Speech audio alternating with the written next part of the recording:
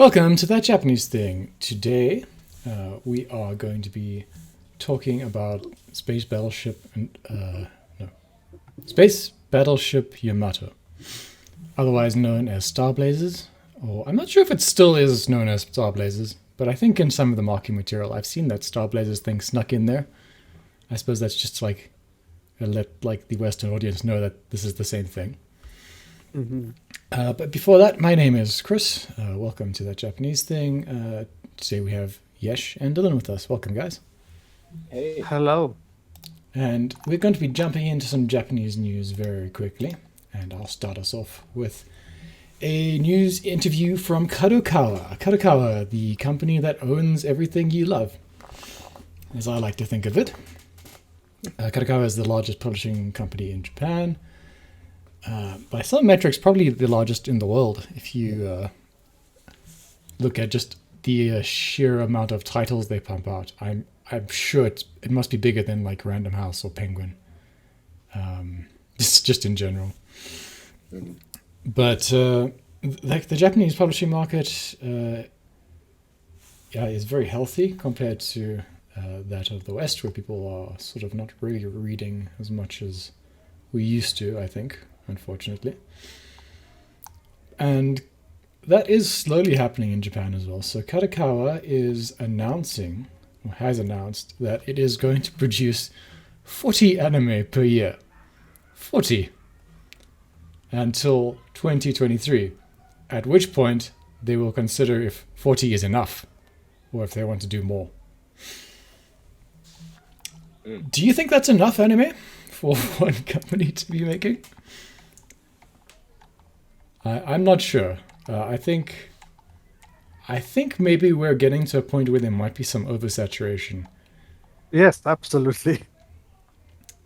So, I mean, Kadokawa is the major player at the moment in anime. It's not that they have a studio or anything. I think they might own some sort of studios for the minor projects, but mostly they just let outsource.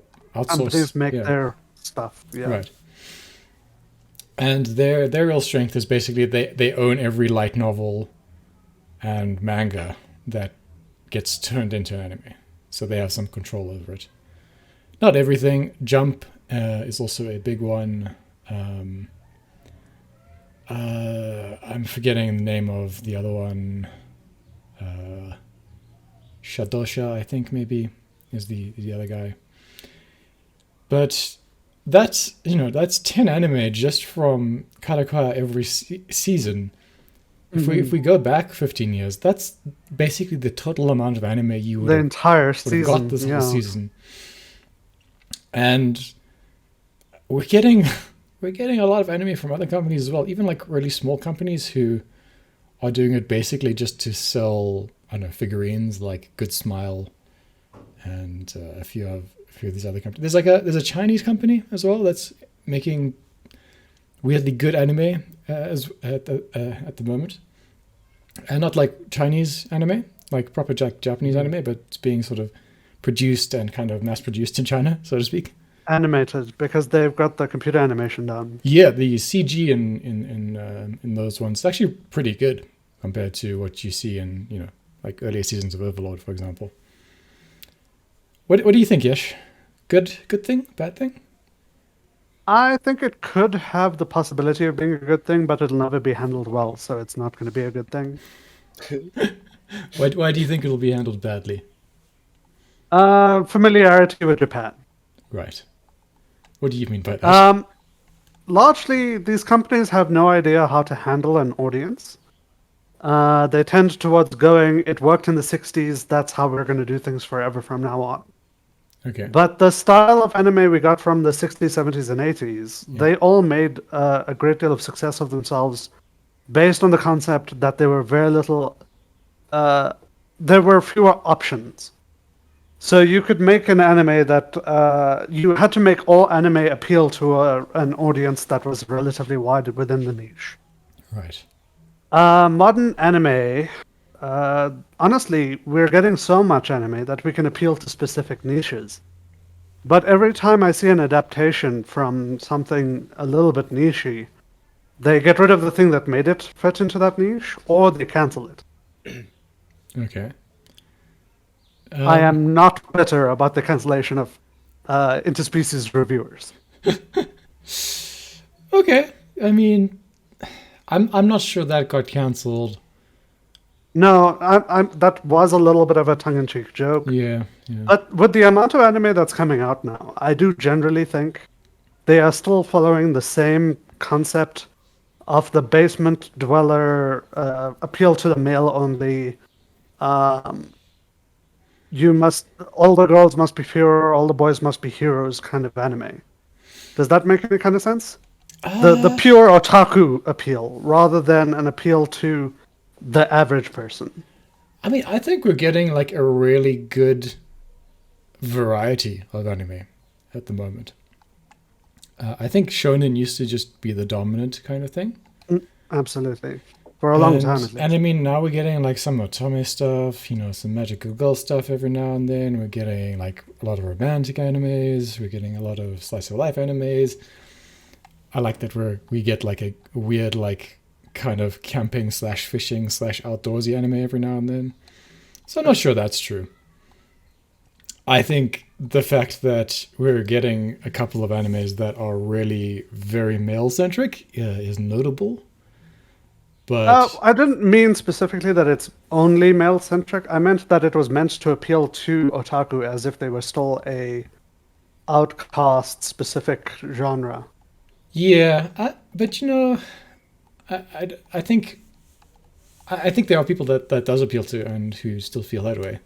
So it's obviously hitting home with someone, and Definitely, the market's still there, but I feel like when we're producing this much anime, we should start attempting to appeal to just a wider audience. Yeah, although I kind of hope like that doesn't happen because I like anime being weird and such.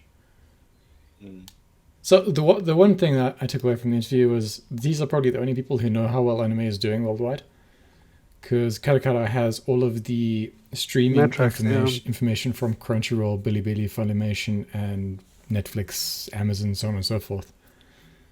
So it'd be really interesting to see what they know. Obviously, they're not telling anyone, but the fact that they're making 40 anime a year, I think, tells you it's doing fairly well. And I think we need to address that for them as well. This counts as advertising for their light novels. Yeah. It is still very much a pervasive opinion that anime is made to advertise a book, not to be a good anime. But for Kadokawa, right, there are lots of companies who do just make anime, even if it is not based on a manga or anything like that. Maybe not lots, but there are a few of them still. And Kadokawa is a publishing company, so its goal is to make its manga and its books novels into anime, so it can sell more books and manga. They do have a video game branch now as well, so I guess they might be trying to sell that sort of stuff as well. Kadokawa is making a HoloLive alternative, so yeah, they've got a pretty large, although it's mostly mobile, but they've got a large video game arm. Yeah, I mean, there's also the fact that you can get all these like Konosuba kind of like almost dating sim type things as well now from them, and that's. I will always feel sad that they have decided to basically give up on the anime, but they keep making more and more merch. He keeps saying that, but we always keep getting more Konosuba, so I'm not sure that's entirely true. Maybe they're just trying to position themselves to be to look palatable for Disney to buy up. Nom nom nom. I actually think Kadokawa might be worth more than Disney. Really? Yeah. But I don't know that for sure. I think certainly like Disney's like parks and stuff are probably worth a lot. But Maybe just in they're trying terms to of position themselves so that they can eat Disney. yeah, I don't. I think they would be too scared that someone would ask them a question in English to do that. Yeah. So that probably wouldn't. Put all of the content from now on in Japanese. You're all native speakers. Good job. I saw an article in Bloomberg as well, which is about economics and Japan and China. And on a completely different note, someone did some very clever interpretations of both the Japanese economy in the 80s and the Chinese economy today. And there are some alarming similarities between them. Yeah, the L-shaped economy, as it's called. Indeed. So, for those who don't know, the Japanese economy grew in a almost exponential way up after World War II. A lot of American money being pumped into it, a lot of modernization just happening in Japan, and so it looked like it was at some point going to be a bigger economy than America. That, of course, didn't happen in the late 80s, or the mid 80s, really. The economy started crashing, and basically it hasn't recovered since then. The Japanese economy has been worth about the same as it has from that point on until today. It never decade. went through like a Great Depression style event. It just went to a point where it hasn't shown any functional growth since the 80s, essentially, which is kind of crazy when you think about how long ago that is now. What, like 40 years almost. And I don't know, China might be doing the same thing, which would be so interesting to see that happen. And I don't know what that would necessarily do to the world, but it would be kind of scary.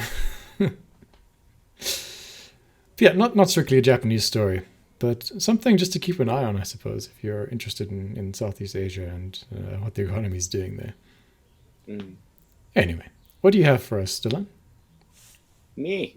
You. I've just got two short stories. One is that there's been a dolphin terrorizing Koshino Beach. On Thursday, 2 people were taken to hospital with dolphin bites. Oh. And this is 6 in the last month, I believe. And Japanese officials believe that it's the same dolphin. So, you can cut it a number of ways. You could look at it as nature fighting back, I suppose. You could look at it as maybe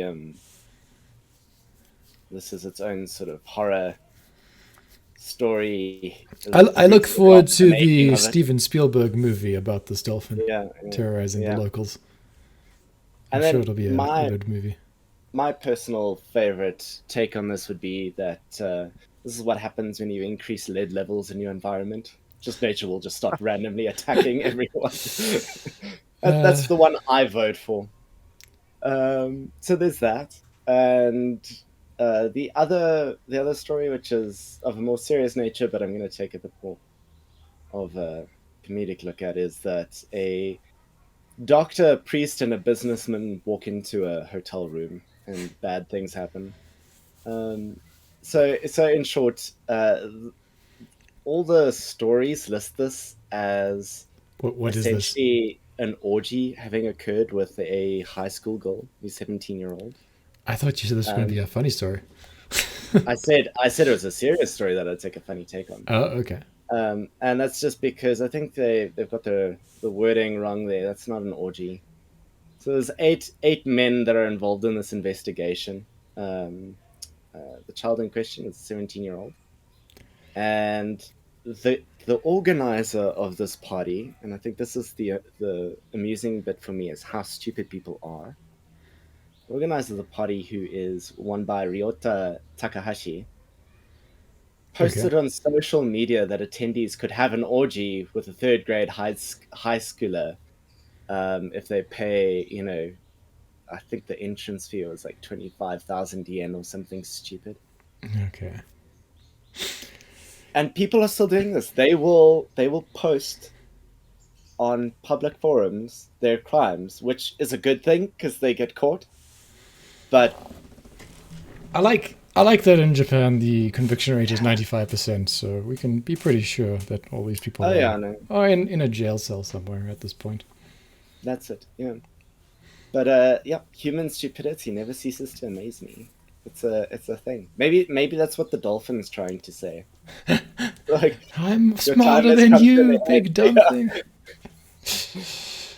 Yeah, the It's not so much so long and thanks for all the fish. It's get off my fucking planet, I guess. That's it. That's it entirely. I agree. Oh, And that's okay. it for me. Yes. So I have an Akuzaka based gang has decided to call it quits after nearly a century of operation. They began just before World War One. Sorry, Right. what? No. So, Asakusa. Asakusa, Okay. yes. Sorry, I No. was standing up. I might have said that incorrectly. But they've been operating since 1912, apparently, in an official capacity, which is weird to me. How do you have an official capacity as a crime group? But sure. Ooh. So until 1998, Yakuzas were deemed a legal organization so long as they abode by certain rules. Oh, interesting. Yeah. So in 2003, they had 700 members approximately active. They largely operated by scalping tickets and selling them at higher prices to events nearby, and a few other small things for festivals and stalls and such things. They would scalp money off of those people. It's interesting. Have you ever looked into how the Yakuza make money? No, I haven't. So they cooperate with, well, they don't cooperate. They kind of coerce like the local shrines into allowing them to run the market stalls at like, religious festivals and summer festivals and that sort of thing. And they don't really work them or as such, but they kind of skim off the top of the profits for the thing. That and tuna boats, apparently. Tuna boats, incredible. Are the two main ways that they make money. I think pachinko might play a role there as well. But that tends to be more like Korean mafia than Japanese mafia. By 2021, they had lost almost 90% of their membership, though. Yeah. Many believe that between COVID and electronic ticketing, it has become just too difficult to operate in the way they had operated previously. Yes. And so they just recently, in August this year, decided that they are just not going to keep operating. They decided to disband in July, and they have proceeded to dismantle the organization since. So that's story one. Story two is mostly that there's a typhoon headed for Japan. The one thing I found interesting about it is that they are expected to receive 180 millimeters of rain in 12 hours. Right. 180. Okay. Wow. Yeah, 18 centimeters of rain in 12 hours. Up to, not certain yet, but up to 30 centimeters of rain in the 24 hours. It's like a foot of rain in a day. That's crazy. Yes. Well, 30 centimeters is crazy for just a single day. And that's pretty significant.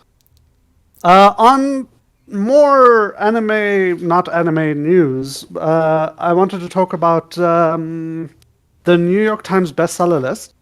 We've seen some Japanese titles be on the list for a period of time before. Sure. For the most part, anime and manga and light novels tend towards not being on this list. Yeah. Or if they are, they make a 1-week appearance on average. My Hero Academia has recently broken that record by a very significant number. They are on week 9 of being inside the New York Times bestseller list. That's crazy. And Spy X Family has managed to make it to week 3. We have seen a few things reach week 1, week 2 maybe, but it's rare to see something stay on the list for any period of time. So this is a good sign of infiltration of light novels and manga into the Western culture, at least. That might be the only thing that could make people at Kadokawa pay attention to the English market, I think. Staying on a good performance list. It's selling like a lot of their products in America and the West. Well, that's the thing I don't understand. Minis, not manga itself per se, but the mascots and miniatures that they sell for anime. Kadokawa in particular is involved with a lot of companies that produce these sorts of things. They've got a very wide merchandising branch.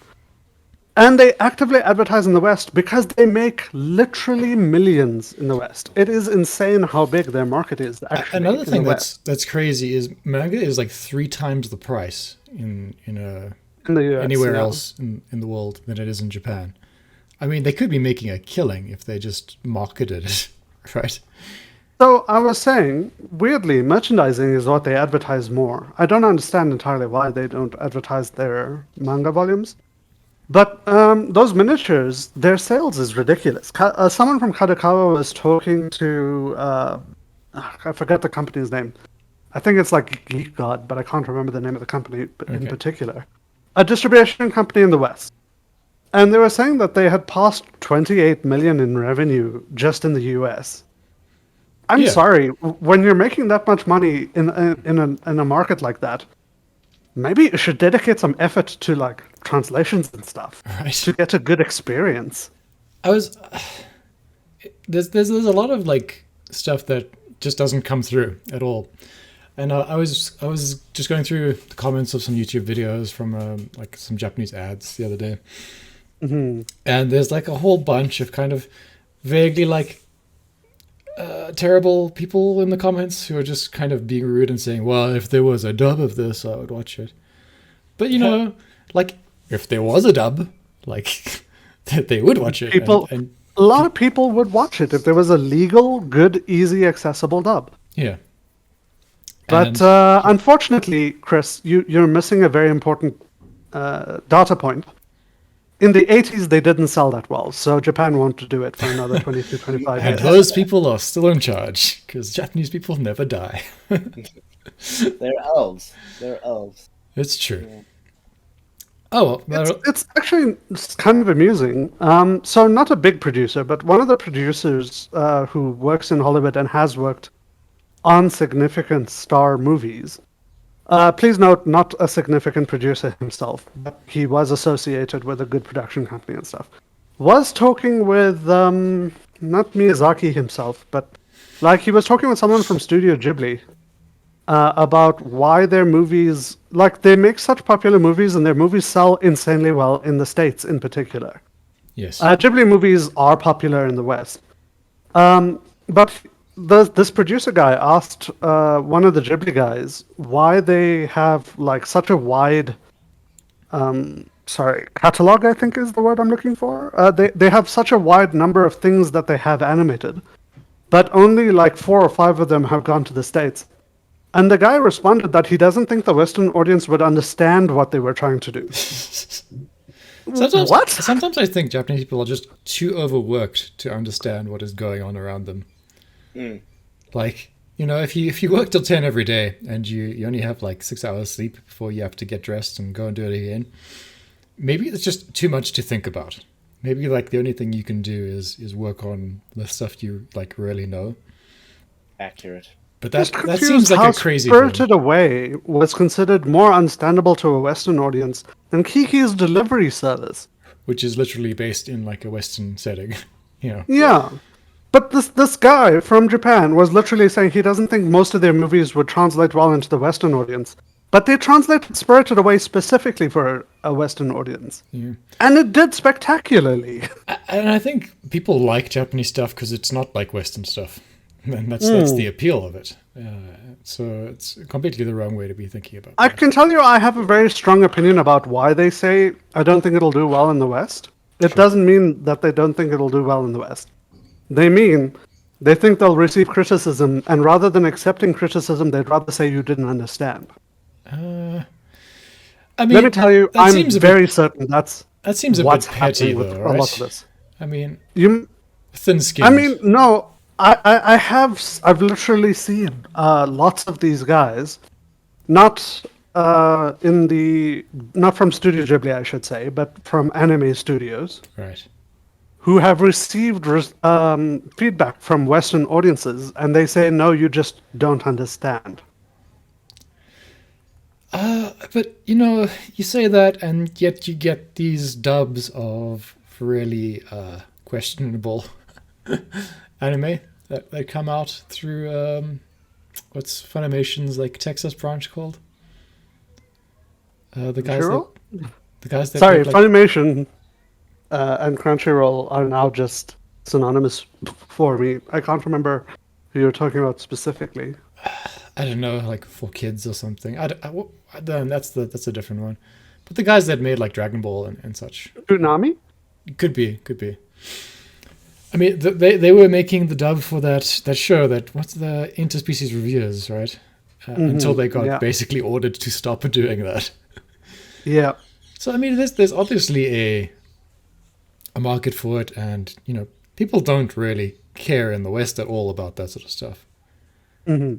Although I think maybe the whole like interspecies reviews was something that people did care about in America. So I wouldn't say that's like entirely true. But yeah, it's weird. There's the Japanese economy would probably be doing pretty well if it just realized it could sell most of its stuff for like 3 times the amount of it was worth to the Western audience, and they would buy it regardless of what it was. Anyway, Too much. So let's move on and talk about Space Battleship Yamato. We're going to specifically be talking about the movie, but we'll also talk about the series as well. Had you ever watched anything about Space Battleship Yamato before, Yash or Dylan? Before I ordered everyone to? No, No? not me. No. I had watched a very, very long time ago. There was a 1980s, 1990s Star Space Blazers. Battleship Yamato. Yeah. Star Blazers anime. Watched something akin to that previously. Not the whole thing, but there was a Star Blazers X Captain Harlock special, which Right. is not related to their No. timelines at all. Yeah. But I had watched that, and it was good. Okay. But no, I have not watched Star Blazers previously. I think it's sort of like and we watched the remake just to be clear. We watched Space Battleship Yamato 2199, and I think it's notable for being maybe the first anime show where like 3D animation kind of just works. It's sometimes quite noticeable that something is maybe 3D animated, but I think it really works for ship battles. Yeah. And it's like the show wouldn't. I couldn't imagine like a Gundam era Version space of the battle show. working at all. Although obviously it did, and people loved the show back in the 80s. So I'm sure there's some people thinking that this is like just the worst thing that's ever happened. Oh my god, how have they ruined my childhood? Sort of thing, right? But at that point, so this show is let's talk about what it is. What do you think it is, Yesh? What kind of show is this? Okay, so it's kind of like almost a space opera, but we get too bogged down by the high school antics of people falling in love on the ship for that. So Okay. I'm gonna call this a attempt at an adventure anime. I don't know if it's high schooly. I mean, there are some love Uh, stories. Literally in the middle of a war, 4 people have decided to stop doing their jobs to be bitchy in the middle of it. Yeah, I mean, at one point the captain does leave his ship to go and dive into a wormhole after like his girlfriend, I guess. So such things do happen in the show. But I mean, I don't know if it's high schooly per se. I mean, Okay, fair everyone's enough. kind It's of not adults high in the show, schooly. right? How's about this? It's quite drama-y. Oh, for sure. It is a It's an space adventure drama. Yeah. I honestly found a lot of the not battle stuff a bit teenagery. Like the writing feels a bit shit in parts.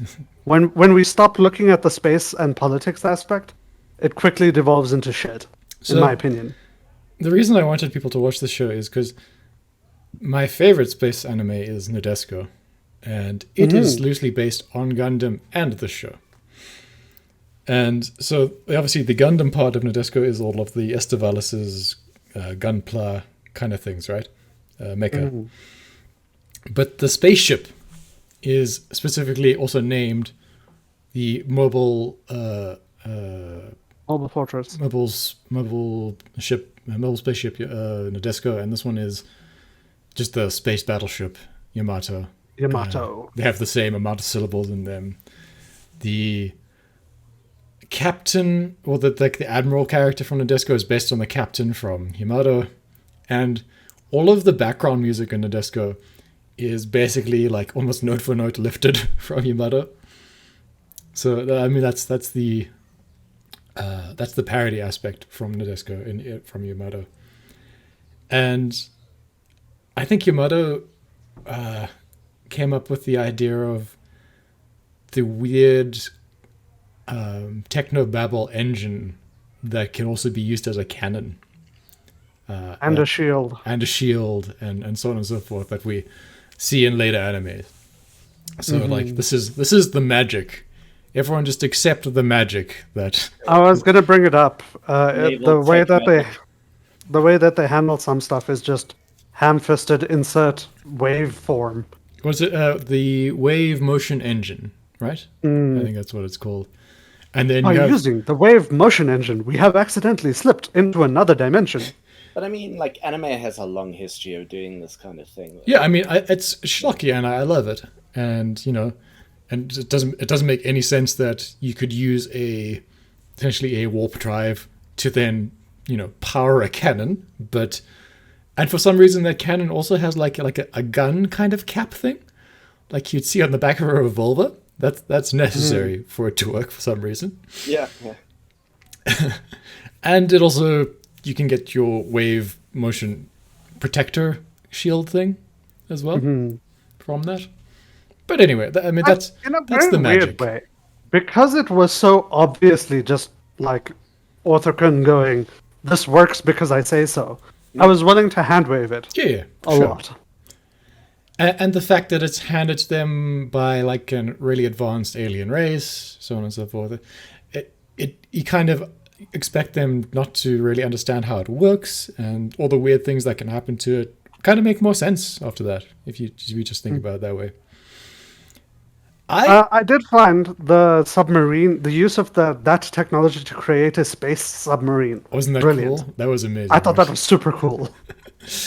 I think that's why I like Yamato. It's just every kind of cool teenage fantasy about like kind of World War II / space battles that you can kind of. All of the Navy and aerial stuff I enjoyed. I mean the space fighters are really cool. They look like they look like the Murcross jets, I think, basically. Yeah. They're similar-ish, yeah. Yeah. I did have a bit of uncomfortableness Yeah. when they brought up the planes the enemies used and the planes they used. Because the planes they used, they call zeros. And the plane the enemies used, they had an assortment of names. But their designs are clearly based off of American fighters. And the enemy launcher ships are clearly American airships. I don't think that's true. I think they're German designs. So the planes are largely American, from what I could see. But the officer uniforms are clearly German. And also I think the enemy's general ship is kind of like a German U-boat style thing. That's what I imagine when I look at it. I think the destroyer things look more like an American kind of destroyer than the, I don't know, like a German or anything else really. But okay, let's just talk about the show a little bit more. So Earth is being destroyed. We have no real idea why. And no one ever explains why.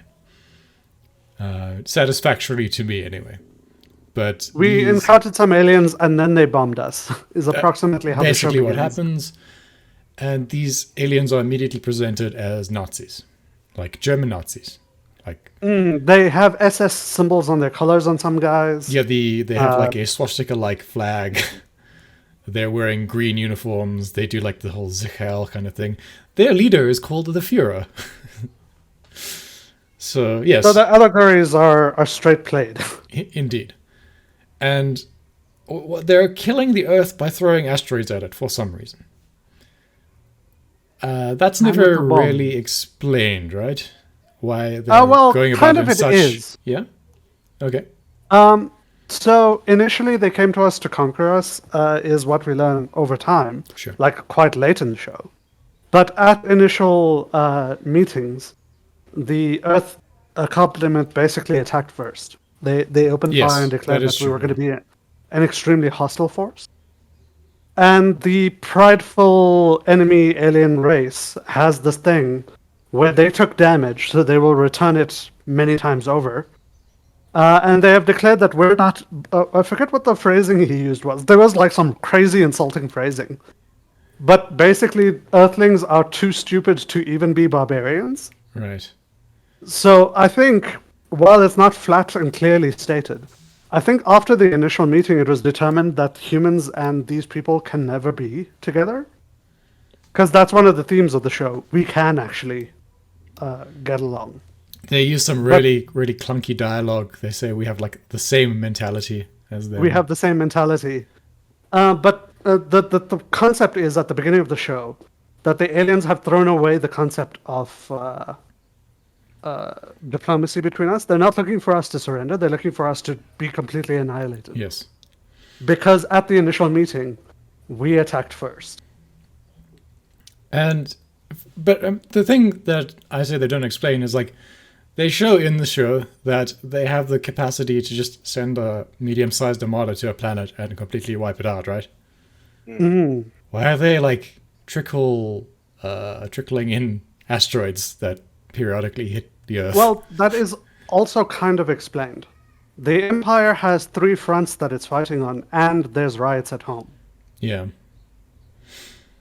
Okay, I mean, okay. So the Milky Way So front it's- is yeah. both too far away and undermanned, is approximately what we're supposed to get. Sure, they're not, yeah. As I guess they're stretched thin and it's a resource issue, which is, And also we find out that their main fleet is actually deployed somewhere else with the Wolf of something. I forget his precise yeah, name. the, like... The Wolf of blah, blah, blah. Yeah. Is sent to the second front that they're fighting on. Because that one is the worst one. That one, the enemy there has light travel and can threaten the home planet. And they make fun of Earthlings because Earthlings can't travel faster than light. In, so they're not a threat. I think in the second series we get to see those aliens in some more detail. But I don't know, they build a whole city on Pluto to do this whole like asteroid thing and set up like a weird like satellite defense grid. That seems like more effort than just, bombing the place. planet. Well, I mean, but also at the same time, it was set up by those second inhuman, second generation, not second generation. Like By the those, annexed sort of vaguely slave-like species. race, yeah. And you can tell that the person in charge of the theater is like very like dismissive of them. Yes. He's not giving them help. He's not giving them weapons, and he laughs at them and takes all the credit. Yeah. Is what we're supposed to get from all of that. But you're right. At the same time, it's kind of weird that they built an entire city that can cloak itself, but they couldn't just rock up at Earth and end it. It makes no sense to me. A lot of things in the show don't make any sense, and I don't think it matters. And I specifically don't think it matters because it has some good themes. I'm always entertained by an episode of Yamato. And I think it's a good show to watch as a kid, probably. Even though we're not kids anymore, it's still entertaining to me. And it has maybe some quite good messages overall. Like, it's vaguely about like racism being bad throughout the whole show, which I think, is important. Which is kind of weird coming from a show that suggested that Japan is the only nation that can launch things to save the world. And that there the is combo German-American army is fighting them to death. Nice work, anime. Nice work. It is... that's a sort of weird hand-wavy thing, so they can have like a Japanese-style vaguely... It was acceptable at the time, is what I'm hearing. Vaguely jingoistic kind of Japanese thing as well. Because, like, Yamato is, like, the equivalent of, like, I don't know, calling something like the Avalon or, like, Camelot, maybe, in terms of, like, history. So it's very much like, okay, this is like Japan showing that they're the most superior of the remaining humans. and they're going The to, only two gonna ships to save survive Earth. the battle were whatever that main ship was previously, and the Isokaze. And then the Yes, Isokaze was the only brave ship. the Yukikaze, yeah. Yukikaze, sorry. And you have to just get past that. That's just Japan being Japan, and the show isn't really about that sort of thing. No, it kind of isn't, and I'm trying very hard to handwave. But when you tell me that the show's about racism is unnecessary, in this show, I just have to be like, uh-huh. I also wanted to point out it's how done. It's 80s this done show in that. is. Sorry, it's that done in that Star Trek way where, clearly like Star Trek the original series is kind of racist, but it uses alien races as like an analogy for racism and tries to like talk about it that way. About a better message. Yeah. Anyway, But can I Sure. I just want to say one more thing before we let Dylan talk, who has sadly been very silent at the moment. But before that, one thing. Can I just say how utterly 80s it was that when they encountered another alien species after the first alien species, they didn't trust? Because a pretty girl came on, they immediately trusted her, put all of their hopes on her, launched an entire ship, and abandoned the resettlement project. Yes. And then, and this is important to me, when they got the second pilot, the Gamillion pilot, coming on board to like act as a liaison, he was like, I can't wait to find out what hideous monsters these Gamillions are. And when she took off her helmet and she was pretty, they were like, oh my god, this is wrong. Maybe we should work with them. How pathetically shallow and sad is that? Within literally the 30 seconds of her taking off the helmet, that was basically the attitude shift, right? I think you mean Yes. accurate to human Accurate to nature. real life, yes. It was pathetic. Oh my god. I mean, And just so everyone was clear, right? The doctor examined her and found out that she was, except for her skin color, Effectively identical. human. Just so we know, for important, scientific reasons, right? For very important scientific reasons. Otherwise, the what's the race of good people called? The Iskandals. Iskandian princess. When she holds her belly after the brother had spent a year there, we wouldn't have gotten what that meant Right. without it, right? It's. I mean, I suddenly side with the Gamillions to a certain extent. He got NTR'd by a human. Right. No, I don't know. I kind of like the whole World War kind of vibe that's going on, because you get these, like that the wolf character, what the Shogun, whatever he's called. He's like clearly just like a good military leader, and he doesn't really agree with like the political leadership of the empire or whatever they're calling it at that point. And you get these like vying factions of people who just kind of want to like dominate the entire galaxy, or even ones that are very happy to just wipe out every other alien race. And then you get these kind of just good soldier types who are vaguely honorable. Like when they get stuck in that weird pocket dimension and they encounter a ship and they cooperate and, they work together for a while. that was half the movie. Yeah, I was talking about a different one. But yeah, that as well, right? There we go. Yeah. Okay. But, and so, and this specifically just talk about the movie for a second, because this movie is in continuity / out of continuity a little bit. So it's after the Yamato completes its pretty mission, good. but before it comes to Earth. It's on its way back. Yeah. And they do that so they can still have the captain being alive for the movie, I think. But even then, though, he's like almost not in the movie. Very much, yeah. He's basically just sitting tea in his bed most of the time. And it comes off to me that this movie would be a fantastic episode of Voyager, right? It's a ship far away from home. It has to cross back to Earth, across the Milky Way. And they encounter a weird phenomena. And in that phenomena, they find a very familiar setting. Oh, what is that setting? Oh my god. It's the original Yamato from Earth's history. And when they go into that, it turns out to be some sort of strange hotel. Does this sound familiar at all to anyone who's watched Star Trek? Yes, it does sound very familiar. Strange how some people can have different ideas or similar ideas at the same time. And then they also find that there's some. How do they spell it in English? The Gamalians, maybe Chameleon, yeah. Gamalian race is there, and they think they're a different type of race that they've conquered that are like subservient to them, who look just like humans because apparently Same color skin and everything. every alien in the galaxy is basically humanoid. They just have a slightly different hair, eye color, kind of skin color combination. I mean, as soon as we had to handwave that every human in the universe that wasn't on board the ship was secretly the MC's brother, I just stopped caring. Lol. Whenever a human's involved in any story, it's his brother. Well, that's only one story, right? Three or four. I don't know. It's not So always. it turns out the guy that was helping them do research at the beginning of the show, before the show began, it was his brother.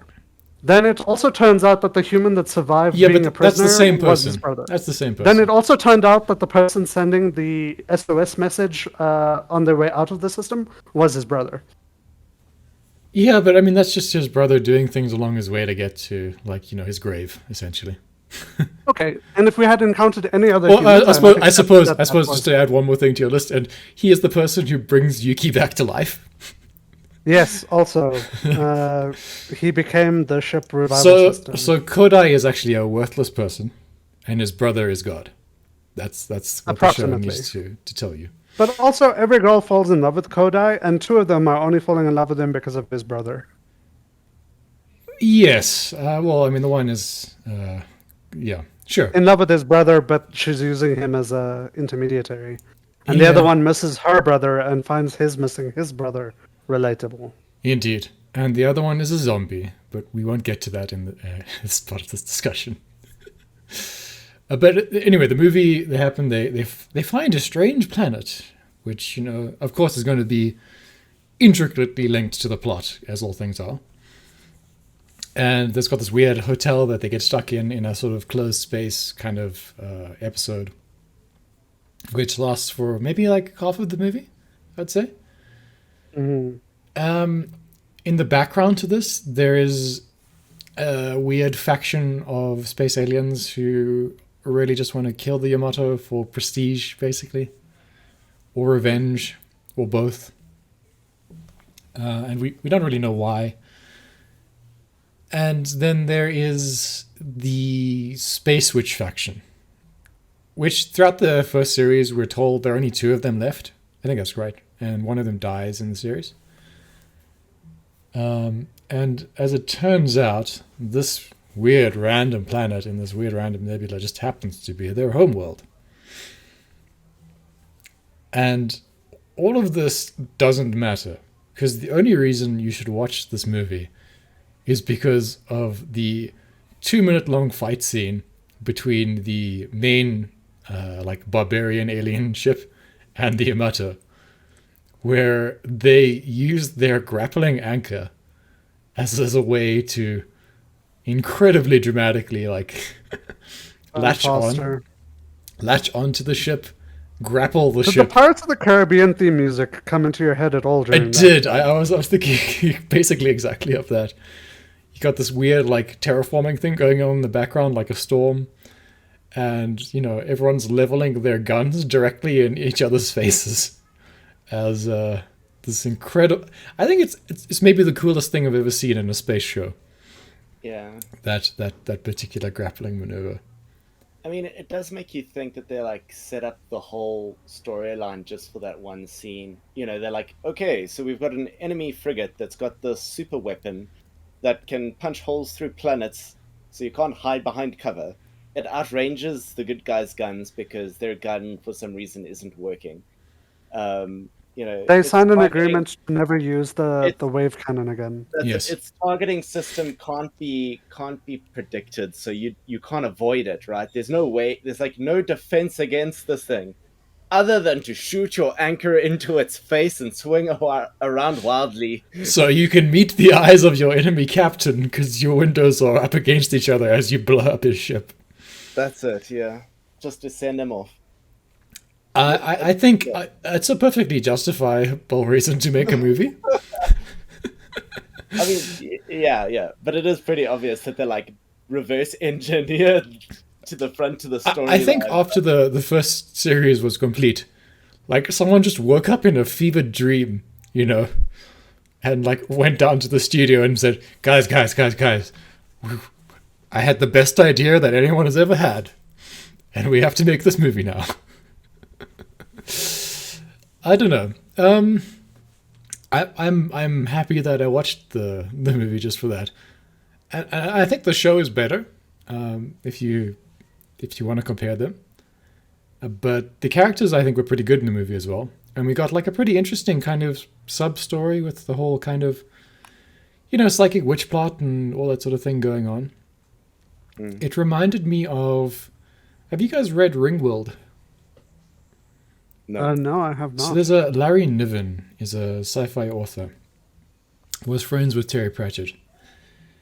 He wrote a series called Ringworld, which is very strange.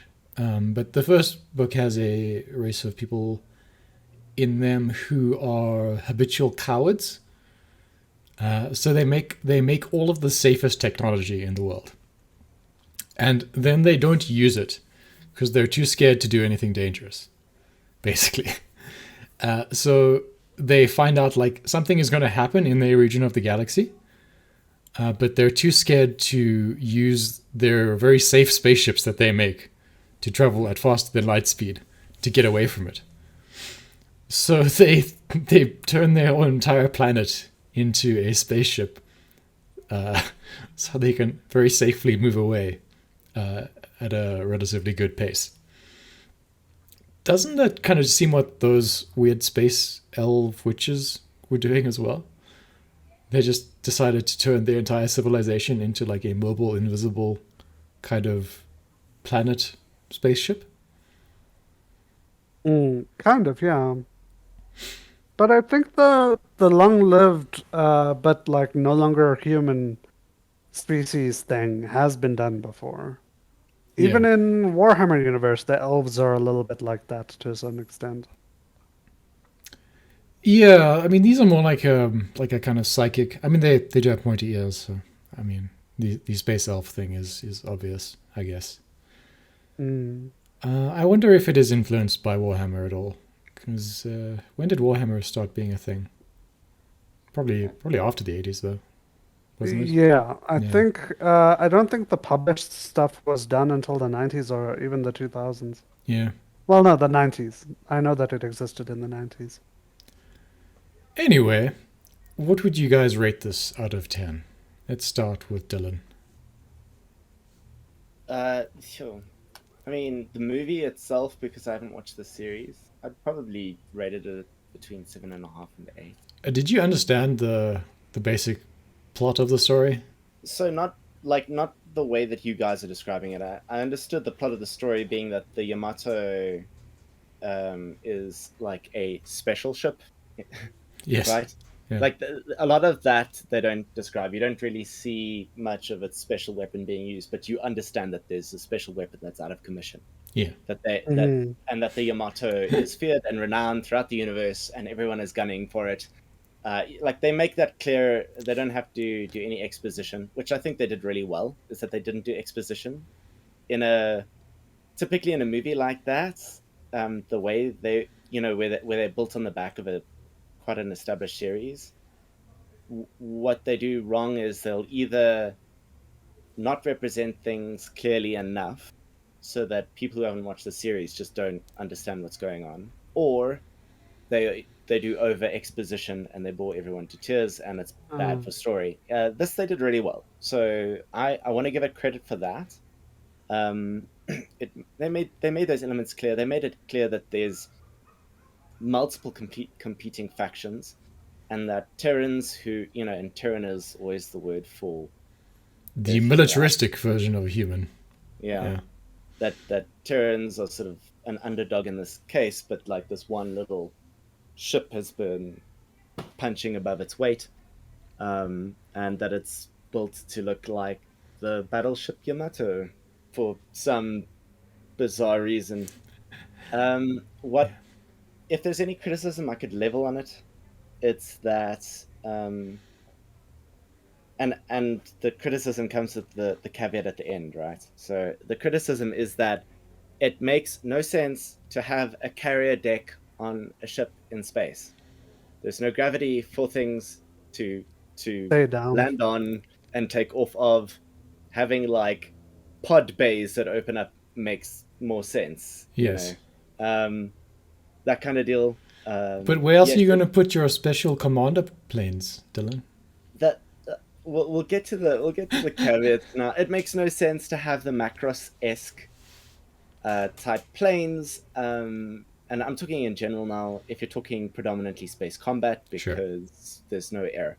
However, it does get redeemed because then, like for the last quarter of the movie, at least, I'm assuming not the series, but at least the movie, they're busy fighting in an atmosphere on a planet, so it starts to make more sense then. Yeah.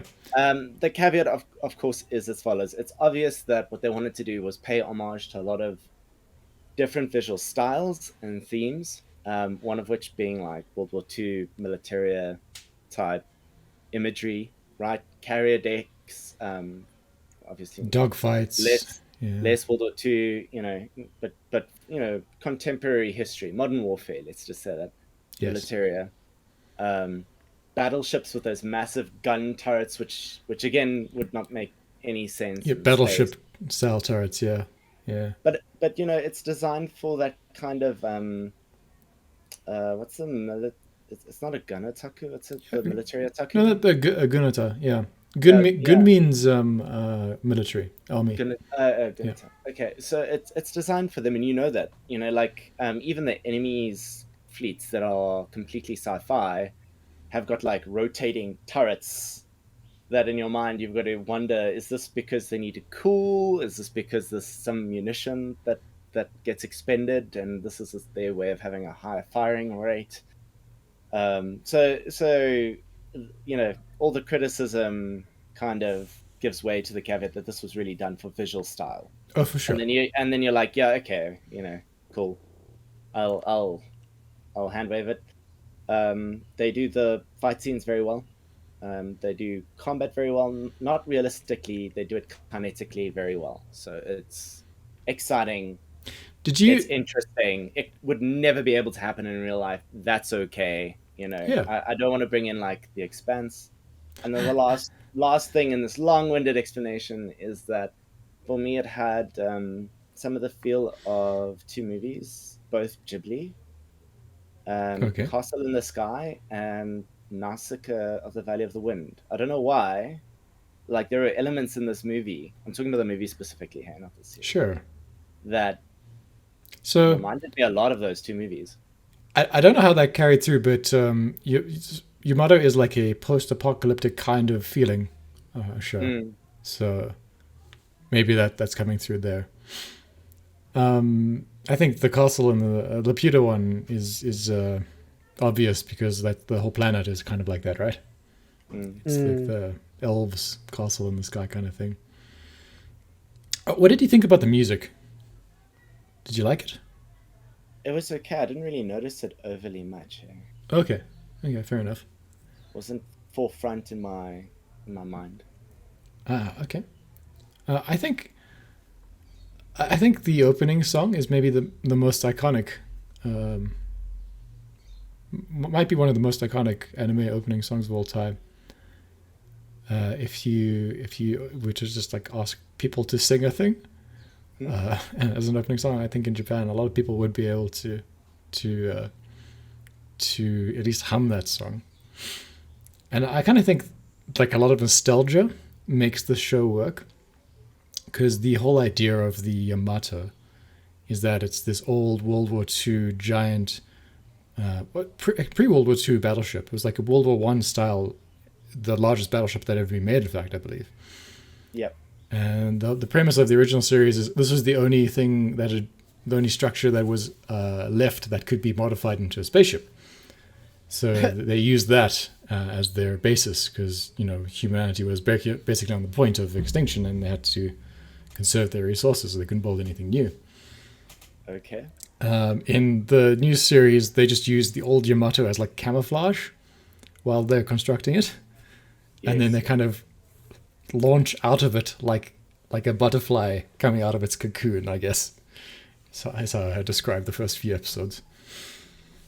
The movie, I thought, introduced like a lot of elements that you get in the show of, good commander, bad commander, barbarian-like commander, some weird political intrigue happening vaguely in the background, some almost magic happening on Yamato. Versus some kind of weird space psychic powers that are happening down on the planet. You have Kodai being inexplicably removed from the Yamato so he can go and have an adventure. You have the vice captain being the functional captain because the actual captain is always dying in the show. But yeah, I think it's a great showing for the movie. Just in terms of the series, I'd give it a 9 out of 10. In terms of the movie by itself, probably give it something closer to like a 7.5 out of 10. I give that action scene basically the top marks I can think of anything except maybe Tengen Toppan Guerrilla Gun's final battle. I'm not sure there's anything cooler that has ever been animated in Japan than that anchor maneuver. Yes, what would you rate it? 6 out of 10. Okay.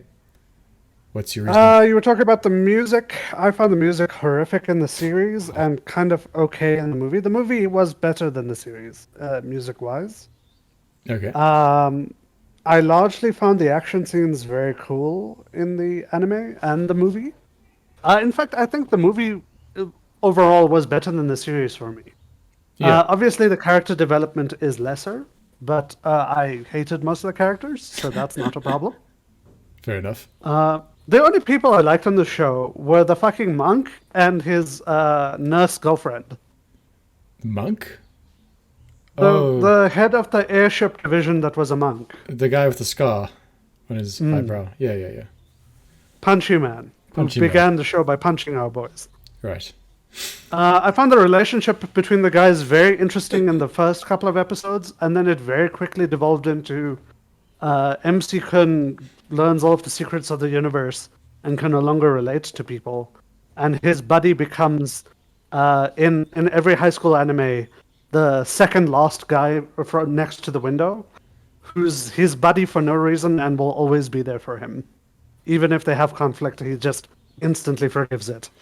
Yeah, Kodai rapidly devolves into a character that I feel can't be trusted with important things. Exactly. And he started out so strong. And then they also get rid of all of the personality from the female interest. Our what's her name? Yuki. Yuki.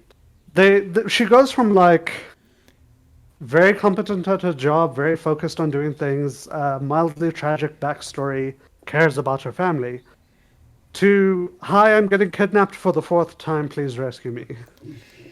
Yeah, I don't know. It's unfortunate, I would say that. I think Kodai works as like a side character, like 4th from the top of the chain of command kind of thing. But as soon as he becomes a focus, everyone... I think the biggest problem I have is that as soon as he becomes the focus, everyone else loses characterization. And then it just becomes really boring to talk to anyone. So he's the character that Guy Daigoji, Yamada from Nadesco is based off. Like the hot-headed idiot guy, I guess. Yes. And you can kind of see it in that. Of course, he doesn't die. So it's different in that regard. I actually found the XO and the blue-haired intelligence officer's personality and interactions kind of interesting. Yeah, they're competent and professional. The head of security does his thing, and then they immediately both degrade into like, oh, secretly we're your brother's lackeys. I guess we don't have a personality anymore. Goodbye, story. In fact, in the movie, Exo-kun is like, well, I'm immediately bowing out. Here, take over, Kodai. Well, I mean, he is dying, so it's No, a no, no. problem. The XO. The Oh, XO, that's right, not right. the captain. The vice guy. Yeah, The Vice. Previously, the Vice commanded during all battles. In this one, Kodai it's went like down. from now We on, followed you the are general tactical down. commander.